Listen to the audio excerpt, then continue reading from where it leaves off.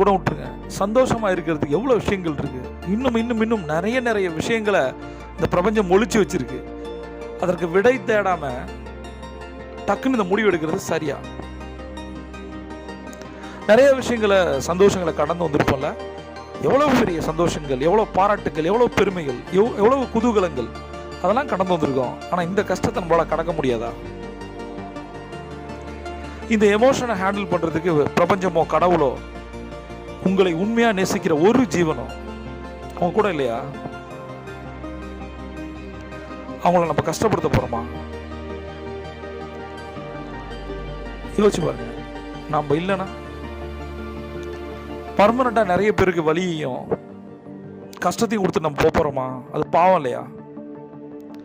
வாழ்ந்து தான் பார்ப்போமே. நமக்கு பிடிச்சவங்கள்ட்ட, நம்ம யாரையாவது மென்டாரோ ஒரு கைடாவோ கோச்சாவோ நினைக்கிறவங்கள்ட்ட